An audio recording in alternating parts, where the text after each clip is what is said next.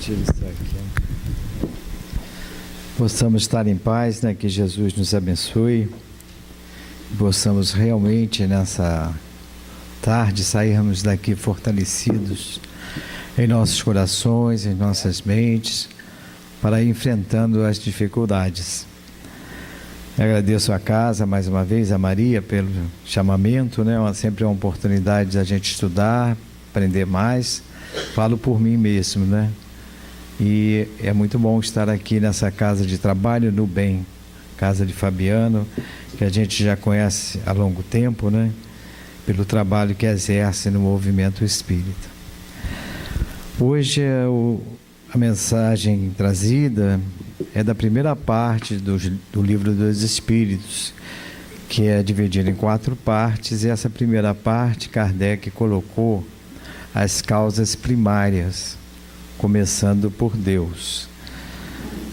Então o Livro dos Espíritos tem uma introdução, os prolegômenos, e depois tem a parte propriamente dita das mensagens trazidas pelos espíritos superiores através do Espírito de Verdade a Kardec. Kardec, que foi um grande educador, um homem de bem, ele estudou com Pestalozzi.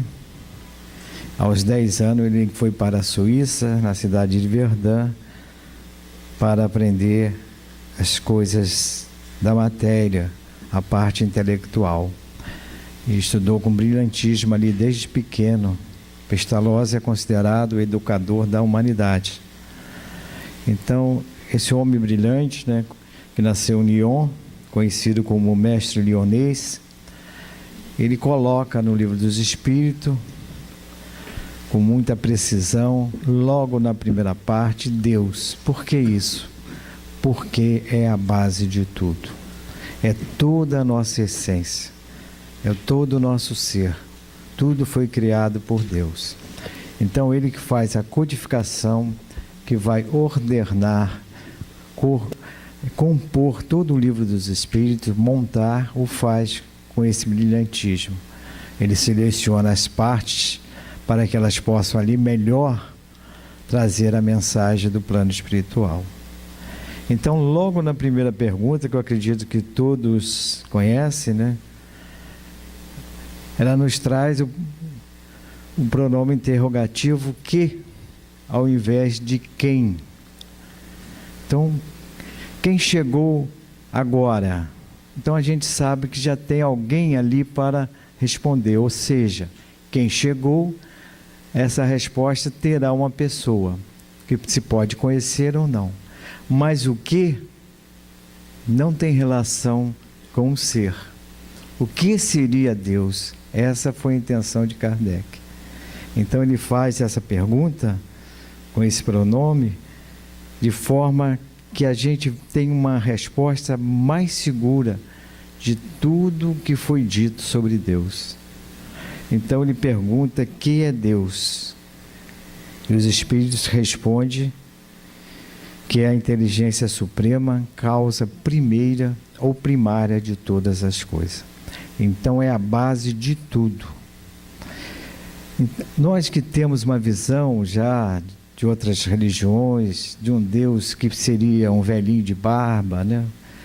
Antropomórfico, né?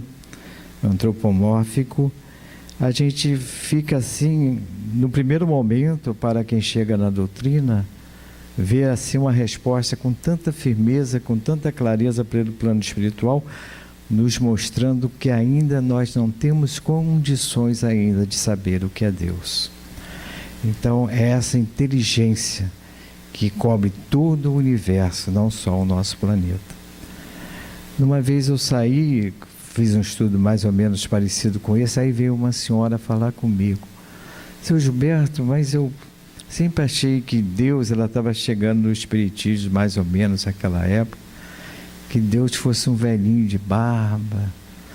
Aí a gente fica assim, a gente diz: não tem problema nenhum se ela pensa assim, mas os espíritos têm que trazer a verdade, mostrar a luz, tirar o véu da letra. Então nos mostra que Deus ainda nós não temos condições de saber, mas ele é a base de tudo, a inteligência.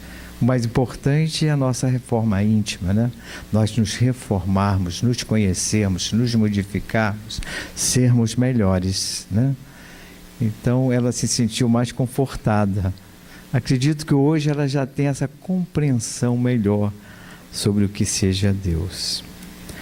Então essa inteligência suprema, causa primária de todas as coisas, não teve nem princípio. Ele vai fazendo várias perguntas.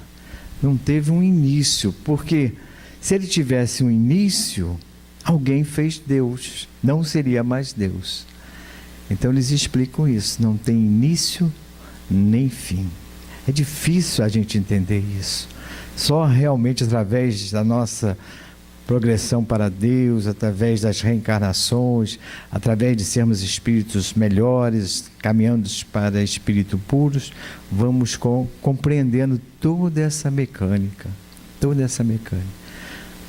que seja uma coisa que não tem início nem fim, não é verdade?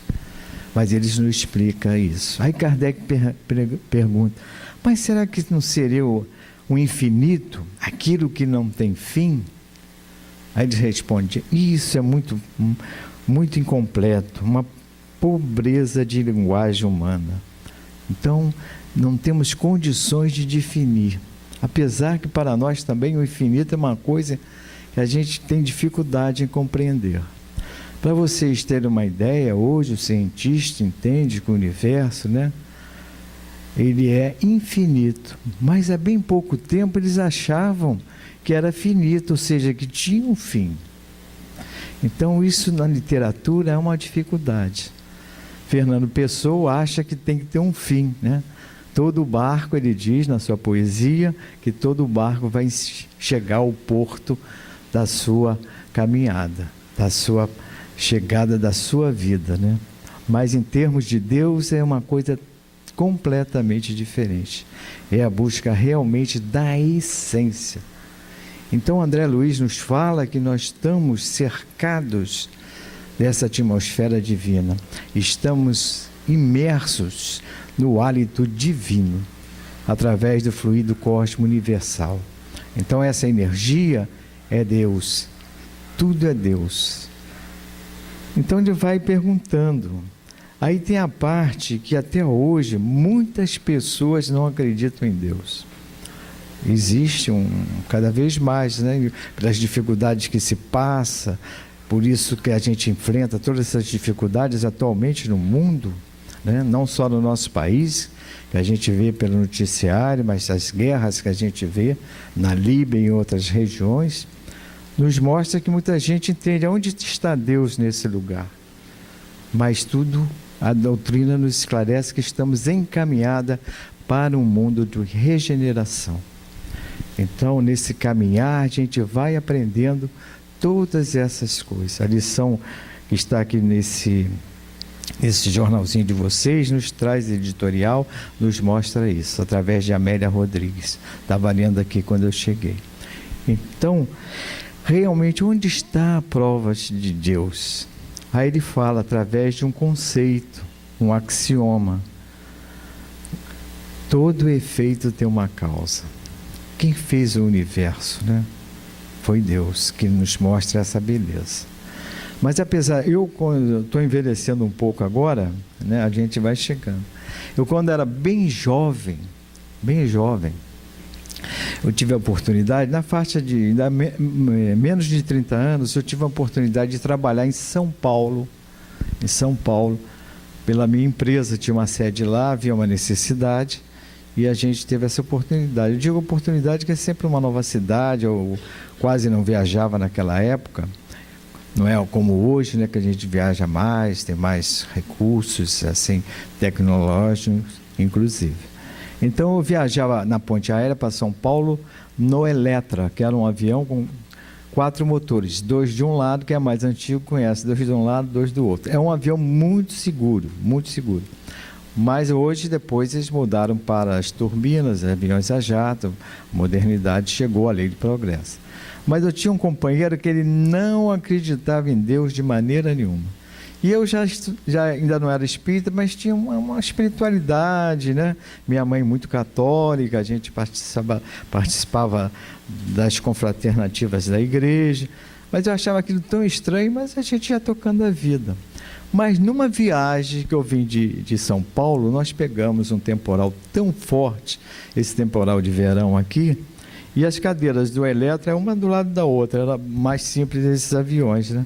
Então esse que não acreditava em Deus, ele ficou mais apavorado, que a gente pegou uma turbulência muito forte, fomos parar em Belo Horizonte, tivemos que dormir lá, voltamos no dia seguinte. Parecia que o avião ia cair. Então ele foi o primeiro que deu as mãos e falou, vamos orar, vamos orar. E ele era ateu, né? Então aquilo ficou muito marcado, né, na nossa vida. Ele foi o primeiro a orar. Depois ele começou, né, a ir para uma religião, porque ele ficou muito impressionado com aquilo, que a vida dele ia acabar ali tão jovem, né? Graças a Deus nada aconteceu. Então a gente vê, a vida nos mostra um mundo belo, né? Nós fizemos algumas anotações aqui, ó, que a distância da Lua para a Terra é 370 mil quilômetros. Até achei pouco, né? Não sabia que era essa distância. Essa é a maior distância, que como a Terra gira, a Lua também dá todo esse mecanismo, tem hora que a distância é maior ou menor. Mas os cientistas dizem que se mexer nessa distância, se diminuir por algum motivo, não pode até não ter vida na Terra. É tudo matematicamente certinho. Então, se passar para 70 quilômetros, diz que tem marés que vai encher tudo, destruir, chegar em locais que destrói todas as cidades à beira da orla. Então, é tudo matematicamente programado. Quem fez isso? Deus, essa inteligência suprema. Então, a gente não acredita nisso. Muita gente ainda não acredita nesse aspecto, né? De achar que ele é superior a si próprio, né? De achar que ele é uma perfeição. O nosso corpo humano é um aparelho magnífico que nós nem sabemos. Nós estamos aqui respirando, né? E faz todo um mecanismo dentro de nós nessa respiração. Até o pulmão tira a poluição que existe no ar. Eu estava vendo assim uma revista médica, nos fala que o nosso corpo possui células e os rins funcionam, né, fazendo a pureza do sangue, que é um verdadeiro milagre, porque ele filtra todas as impurezas. Eles colocaram que existe 106, eu fui confirmar e confirmou isso, 106 quilômetros de veias, vasos e artérias, para que o rim funcione normalmente. Quem que fez esse corpo físico, né, que a gente ainda deixa aqui na Terra, que tem reflexo no nosso perispírito? Deus, né? Então Deus é essa vida, né? O sol também, o sol é essa maravilha.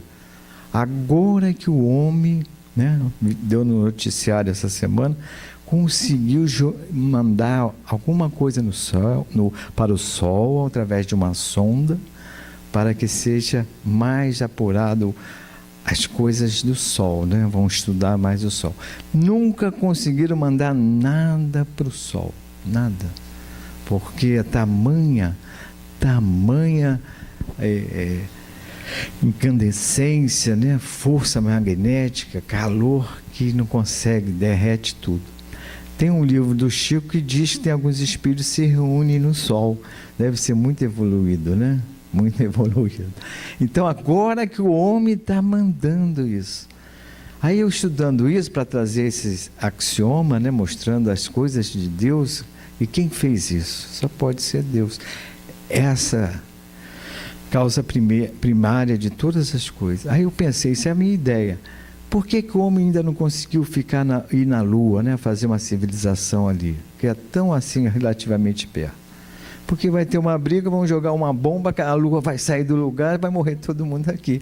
Aí Deus ainda não deixou. Eu pensei nisso assim, né? Falei, poxa, isso é coisa de criança, mas mais ou menos é isso, né? Porque Deus está no comando. Até agora estão querendo ir lá na lua fazer passeios, né?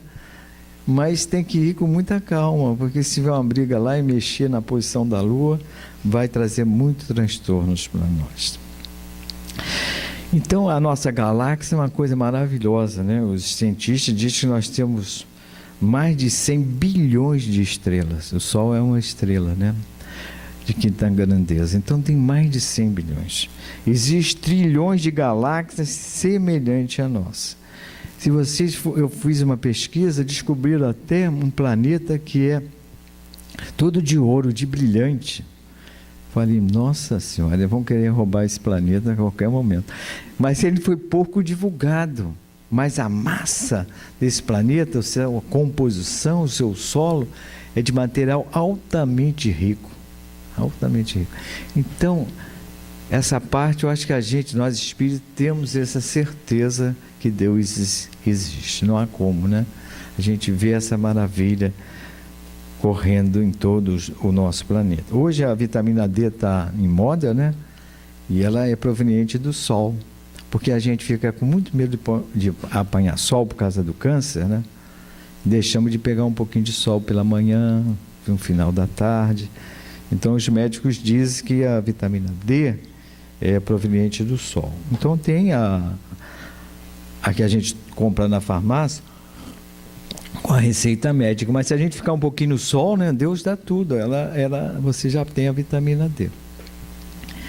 Aí ele pergunta uma pergunta, que eu vou botar até o óculos aqui para a gente situar, sobre o acaso. Atribuir a formação primeira a uma combinação fortuita da matéria, isto é, ao acaso? Então, ele quer dizer, como é que foi feito o mundo? Será que foi pelo acaso? Hoje, os cientistas tem a teoria mais que eles mais consideram correta, foi o Big Bang. Uma grande explosão, fez com que fizesse o universo, os planetas, a Terra.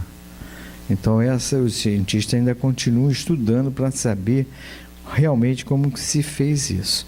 Mas aí os espíritos superiores respondendo, isso era como se fosse o acaso.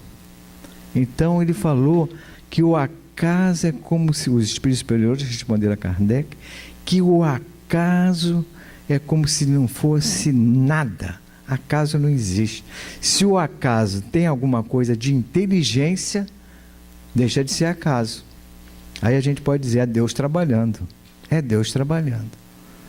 Então a gente vê. Agora, eu na minha ignorância, né, ainda espírita imperfeito, com muitas dificuldades, se foi uma grande explosão, como é que está tudo tão arrumadinho, né? Todos os continentes, né? O mar, as florestas tão belas que a gente vê. Eu, quando era criança, isso não é politicamente correto nos dias de hoje, né?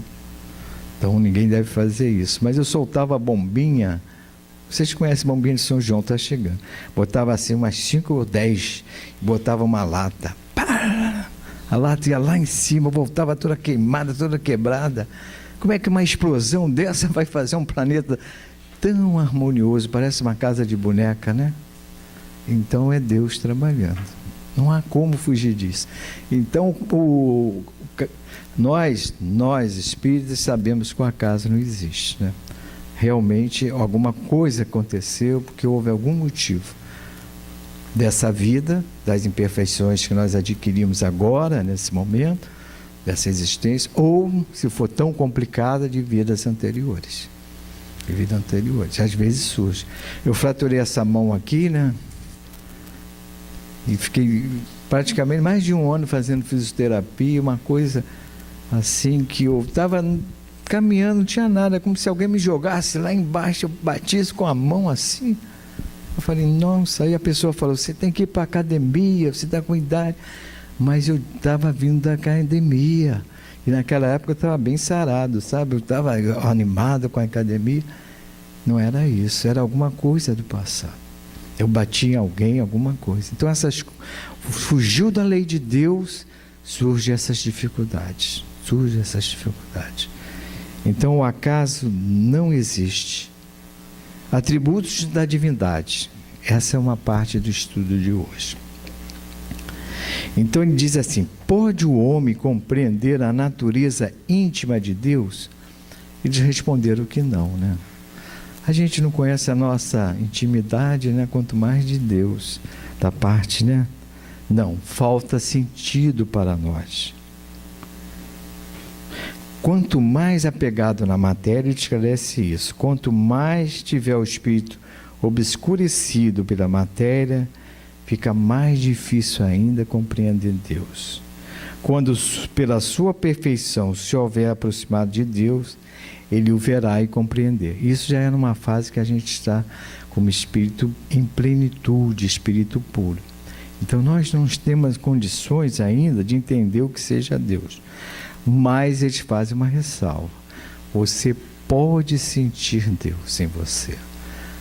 Você pode compreender Deus. Você está envolvido, né, nessa energia do fluido cósmico universal. E por que você pode compreender Deus? Porque você estudando o Livro dos Espíritos, lá nas perguntas 80, 84, 85, 86, Kardec faz várias perguntas sobre o Espírito. O que é o Espírito? Que somos nós, né? Nós temos esse corpo físico, mas nós temos uma luz que está envolvida pelo Espírito. Essa luz é o Espírito. Então ele pergunta: o que é o Espírito? É uma centelha etérea, é uma centelha divina. Então você e eu temos essa luz. Então você tem a essência divina. E tem uma pergunta que ele faz, que os Espíritos esclarecem: nós somos filhos de Deus, somos espíritos imortais. Tivemos início, mas não teremos fim, né? Estamos caminhando para Deus e não morreremos. Então você tem essa essência divina. Essa sua luz não brilha muito, né? E eu falo pela minha, né? A de vocês acredito que brilha bastante, mas a minha não brilha muito, porque a gente ainda tem tendências para o mal, né? Temos essas imperfeições, que é o desamor, a ausência de amor. Então a luz, por isso que Jesus falou: a tua luz vai brilhar, né? Trabalhe no bem que ela vai brilhar. Então o desamor apaga essa centelha divina, obscurece, né? Tampa essa centelha. E você trabalhando no bem, lutando para o amor permaneça na terra, através da caridade, da benevolência, indulgência e, acima de tudo, do perdão das ofensas, essa luz vai brilhando. Esse amor de renúncia somente através das reencarnações. Temos ainda muita dificuldade de amor de renúncia, né? Porque há uma dificuldade do próprio ser. O amor de renúncia é muito parecido com o amor de mãe. Então, você tem essa centelha divina. Por isso a importância da oração, da prece em todos os momentos da nossa vida, para que possamos entrar em sintonia com o plano espiritual. Não há como fugir disso. Não há como. Então ele diz assim: você pode sentir Deus, você pode compreendê-lo na sua vida, para que você se fortaleça nos momentos mais difíceis. É muito difícil qualquer pessoa reencarnada não ter nenhuma dificuldade, né? Você vê no vizinho, na família, né? No próprio noticiário dos grandes artistas, sempre há uma grande dificuldade a transpor. E através da fé, através do trabalho do bem, conseguimos. Então é Deus em nós, Deus trabalhando dentro de nós. E podemos falar também da importância da natureza nesse aspecto, porque Deus está em tudo, né? Deus está em tudo. Nós que temos uma vida tão corrida, né? Correndo para levar as crianças para a escola, trazer, buscar, trabalhar, né? Trabalhar na família, trabalhar aqui no centro, temos todas essas atividades, mas há uma necessidade sempre de você estar em contato com Deus. E você pode fazer isso em oração, pode fazer isso em momento de reflexão sobre o seu dia. Pode também ter o contato com a natureza, né? Quem gosta de praia, de região praiana, de orla marítima, pode buscar esses refúgios. Quem gosta mais do campo, né, pode ir no Jardim Botânico, porque a floresta ela é muito importante, ela é rica, né? Mas André Luiz nos fala que ela é tão densa, né, por toda a natureza que está ali, os animais, os bichos, a fauna, né, o ecossistema. Há pessoas que não se sentem bem dentro de uma floresta fechada. Há outras que se sentem bem, fazem caminhadas longas através desses núcleos que a gente vê nas grandes cidades. Mas você buscar a natureza, porque a natureza também é Deus. Fazer um equilíbrio da sua vida para que você tenha um momento que você possa estar em reflexão com a natureza. Irmão Jacó, do livro Voltei, do Chico Xavier, traz a história de um grande trabalhador espírita, que ele usa o pseudônimo, o codinome de Irmão Jacó, assina como Irmão Jacó. Mas ele foi Frederico Finer, veio para o Brasil no século retrasado e veio a desencarnar em 1947. Mas ele trouxe muito progresso para o Brasil em termos de tecnologia. Ele importava gramofone, depois de vitrola. Tem jovem aí que não sabe nem o que é vitrola, né? E ele foi o primeiro a fazer uma fábrica de disco chamada Odeon. Muitos conhecem, né? Foi um selo muito famoso. O primeiro cantor brasileiro gravou disco, que não existia disco, 78 rotações, através de Frederico Finer, que é o Irmão Jacó. Então ele ficou muito rico, muito rico. Mas ele se tornou espírita e foi um grande trabalhador espírita. Participou do movimento espírita, da Federação Espírita, era médium receitista, fazia caridade. O retiro dos artistas, foi ele que deu o terreno, foi ele que deu recursos para fazer aquela obra para os artistas que não tem lugar para ficar quando chega a velhice, né, que perde o estrelato. Então ele fez várias obras de caridade, mas era um homem muito rico. E quando ele vai desencarnar, quem quiser ler o livro, a biblioteca de livraria deve ter. É muito rico esse livro. Quando ele vai desencarnar, eu vou contar essa história porque fala da natureza. Ele ainda estava muito apegado à matéria, por ser um grande trabalhador espírita, mas ele tinha uma grande riqueza, ele estava apegado à matéria. Então ele custou a sair do corpo, custou a deixar os espíritos cortarem a ligação entre o perispírito e o corpo físico, né? Para libertar o espírito. Ele ficou muito assim apegado na matéria. Então, quando ele estava desencarnando lá no seu quarto, de sua casa, lá no Flamengo,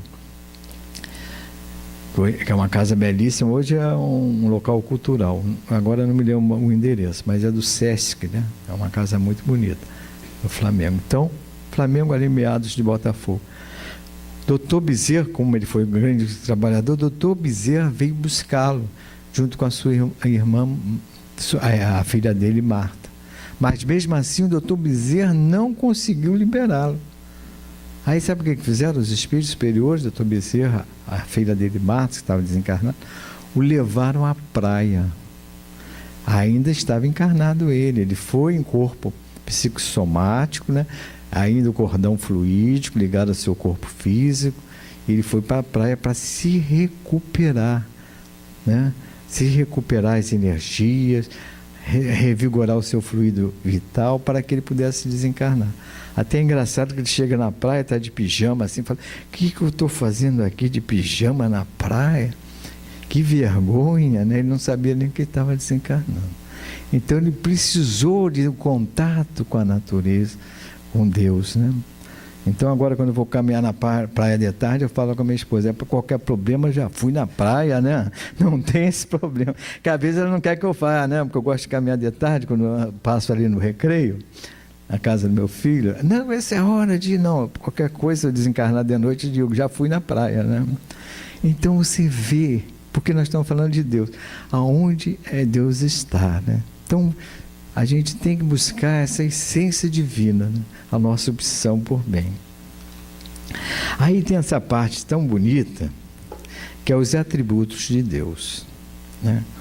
Porque apesar de ser essa inteligência suprema, causa primeira de todas as coisas, Deus é amor. É a frase mais curta do Evangelho. Quando perguntaram ao João, o apóstolo, se ele podia dizer o que era Deus, então ele escreveu, Deus é amor. Muito bonito, né? Deus é amor. Então o atributo de Deus, Kardec ficou assim, queria saber, mas os atributos de Deus, se a gente ainda não pode saber, pela nossa dificuldade ainda evolutiva, o que seja Deus, mas eles têm um atributos, né? Ele é uma divindade, ele nos protege, ele nos fortalece. Aí ele disse, Deus é eterno, não teve princípio nem fim. Já explicamos isso, né? Porque se tivesse alguém que fez Deus, já não era mais o Deus. É imutável. Se estivesse sujeito a mudança, às leis que regem o universo, nenhuma estabilidade teria. Nada teria estabilidade. Então tudo funciona com harmonia, né? Harmonizado com o pensamento divino. Tudo. Parece que está assim meio bagunçado, mas não está não. Está tudo direitinho funcionando com esse pensamento. É imutável. Você vê que chegou a noite, né? Chegou o dia, né? A gente não pode mudar, não, o dia agora vai ser de noite, a noite vai ser dia. Não pode mexer nisso, né? Tem que fechar a janela, botar aquele negócio no olho para dormir, aquela máscara, se quiser. Então está tudo funcionando. Dizem quem viaja no espaço, os astronautas, que é um silêncio só no espaço. Mas tem barulho, mas é um silêncio só. Agora o buraco negro, eles acham que tem alguma coisa lá dentro, né? Porque nada está vazio no universo. Porque tem a energia do fluido cósmico universal. Então tudo funciona harmonizadamente. Ele diz aqui, ele é imaterial, ou seja, nada tem a ver com a matéria. Nós ainda temos, quando a gente desencarna, o nosso espírito fica envolvido pelo perispírito. Então, o perispírito tem alguma coisa de matéria, mas matéria quintessenciada, como o André Luiz nos fala. Então, há um pouco de matéria ainda no perispírito. Quando a gente vai evoluindo, esse perispírito fica mais tênue, mais rarefeito, mas sempre teremos perispírito que tem algo de matéria. Isso está no livro do livro dos médios. Sempre teremos um perispírito, mesmo sendo espírito pleno, espírito puro. Então, Deus é imaterial, quer dizer que a sua natureza difere de tudo que chamamos de matéria. De outro modo, ele não seria imutável, porque estaria sujeito às transformações da matéria. Ele é único. Então, isso a gente já chegou a essa conclusão. A grande maioria entende que há um único Deus, só que acha que o Deus da religião dela que é o certo, né? Aí muitas vezes a pessoa pensa isso. Mas existe um único Deus, porque a lei do universo é a lei do amor. Não tem jeito, a lei do universo é a lei do amor. Então, Emmanuel fala muito disso, né? Que onde você estiver, você tem amor, você está feliz, em qualquer local do plano espiritual. É a moeda, né, de troca onde você for. Ele diz assim, mais ou menos assim, devemos amar sempre, mesmo com amargo sacrifício, porque o amor é a única moeda que traz a paz e a felicidade no universo. Porque amar às vezes é difícil, né? Mas amar sempre, mesmo com amargo sacrifício. Porque o amor é a única moeda que traz a paz e a felicidade no universo. Esse aqui muita gente gosta, ó. Deus é onipotente, Deus é poder. A gente não vê nos carros aí, Deus é poder. Mas às vezes a pessoa quer que esse poder é para destruir o outro. Mas Deus não é isso não. Esse poder de Deus é um poder de amor, que às vezes destrói. que às vezes traz, né, algo, um terremoto, um maremoto, né, um flagelo coletivo por uma necessidade. Mas esse plástico que põe assim, Deus é poder, para saber que, ó, eu sou mais forte, hein? Estou com esse meu Deus aqui, ninguém te derruba. Não é bem isso, né? Então, Deus é poder nesse sentido. Ele o é porque é único. Se não dispusesse do soberano poder, algo haveria mais poderoso ou tão poderoso quanto ele, que então não teria todas as coisas, né? Então, poder nesse sentido. Ele pode, a qualquer momento, né, regular alguma coisa que esteja assolando demais, trazendo transtorno demais, trazendo dor demais, que precisa ser agitado, ser corrigido. Então, nesse sentido, Deus é poder, é onipotente. E por último, é aquele que a gente gosta mais, principalmente os espíritos, é soberanamente justo e bom. A sabedoria providencial das leis divinas se revela assim nas mais pequeninas coisas, como nas maiores, e essa sabedoria não permite se duvide nem da sua justiça, nem da sua bondade. Então, nós estamos envolvidos por essa justiça de Deus, que é a própria consciência nossa. A lei de Deus, os Espíritos nos esclarece, para Kardec, está escrita na nossa consciência. Jesus falava, se uma criança pedir um pão, o pai não vai dar uma pedra. Então a gente já tem consciência de separar o mal do bem.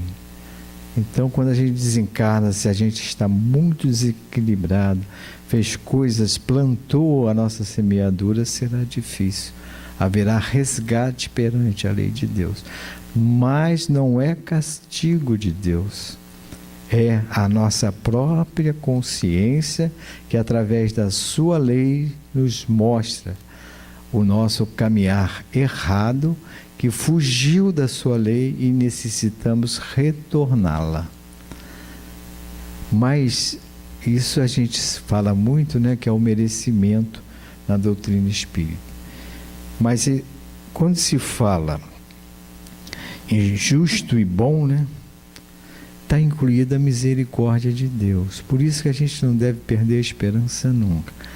Às vezes não há merecimento, mas a misericórdia de Deus se faz presente. Há uma necessidade de um despertamento e ela age.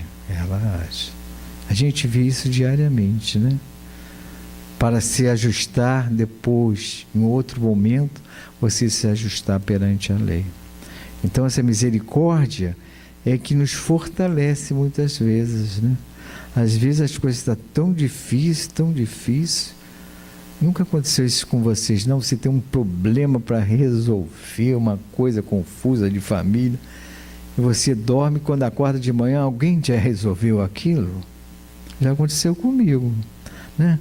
Já teve alguém que foi lá, levou para o hospital, já fez isso, já fez aquilo, já comprou aquilo. Quando tu chega, é a misericórdia de Deus trabalhando, porque você estava tão difícil em resolver aquilo, tão ansioso, com tantas dificuldades, Deus colocou alguém para resolver. Depois tu se ajusta com ele. Então, quando ele fala aqui desse atributo, soberanamente justo e bom, inclui a misericórdia. Já estamos chegando aqui no fim, né, praticamente. Faltam 15 minutos, né? Porque ele vai falar, por último, do panteísmo. Panteísmo, hoje em dia, é muito raro, porque é uma doutrina, eu estava pesquisando, possivelmente tem algumas coisas lá na África ainda, algum resquício nos Estados Unidos, mas é uma doutrina, é uma crença, eu vou ler aqui para não fugir do texto, é uma crença de que absolutamente tudo e todos compõem um Deus abrangente e imanente, com que o universo e Deus são idênticos. Unifica a criação com o Criador, unifica. O homem, não podendo se fazer Deus, Kardec colocou isso lá, quer ao mesmo tempo ser uma parte dele. Confunde o Criador com a criatura, absolutamente como se quisesse que uma máquina engenhosa fosse uma parte integrante do mecânico que a recebeu. A razão não nos permite acreditar nessa doutrina de panteísmo. Quer dizer mais ou menos o seguinte: é como se tivesse um grande todo que seria Deus. Então, quando a gente desencarna, a gente perde a nossa individualidade e volta para esse todo. Então, vamos assim. Então, há uma unificação entre a criatura e o Criador. Então, Kardec traz esse tema que naquele século XIX, havia bastante seguidores dessa doutrina. Então, ele nos traz um esclarecimento para alertar sobre isso. Então, como é que eu vou perder minha individualidade, né? Voltar para um todo? Como é que para que eu estou lutando tanto para conquistar algo, para ser melhor hoje, amanhã, né? Fazer o bem, para seguir a minha caminhada evolutiva, para depois ir para outras órbitas, ajudando Deus, ser ministro de Deus, trabalhando no bem. Tem toda uma dinâmica, uma vida. Morri, vou lá para um todo e sumir, né? Fica difícil esse entendimento. Mais ou menos é isso, o panteísmo. Mas como tem na lição, né, a gente traz para a gente não fugir do texto. Eu trouxe uma mensagem para encerrar, né? Vamos encerrar um pouquinho mais cedo, porque a gente falou de todas as passagens que estavam dentro da programação. Mas o que nos mostra, né, o que fica essa tarde, o que podemos levar para a nossa casa, é que aonde a gente estiver, a gente saber que tem um Deus no controle. E tem alguém que está realmente no comando do universo, no comando de todas as coisas que acontecem. Jesus dizia que não cai um cabelo ou uma folha da árvore sem que Deus saiba. Então a gente tem essa confiança em Deus através da nossa fé, né? Quando Kardec pergunta como se livrar da obsessão, tem uma pergunta dessa. Porque às vezes a gente fica preocupado, será que eu estou obsediado? Será que tem algum espírito me seguindo, né? Principalmente quem chega no espiritismo. Aí ele fala, fazer prece e confiar em Deus. Pode olhar lá nessa pergunta, não sei qual número, mas tem lá. Prece e confiança em Deus. Então, nesses momentos que a gente está enfrentando de grandes dificuldades no país, né? Problemas éticos, morais, a gente tem essa confiança, né? Que esse barco vai passar e que nós vamos despertar em um outro momento de paz, de harmonia, como já houve no passado. Então tem uma poesia muito bonita de Chico, eu vou ler para vocês, encerrando aqui o trabalho, que nos mostra isso, a confiança em Deus em todos os momentos. Em todos os momentos. Não há como fugir disso. E saber, né, e nós espíritos sabemos disso, né, que nós estamos amparados pelo nosso anjo da guarda, que quando a gente faz uma prece, vem um espírito protetor, está lá na pergunta do Livro dos Espíritos, nos fortalecer.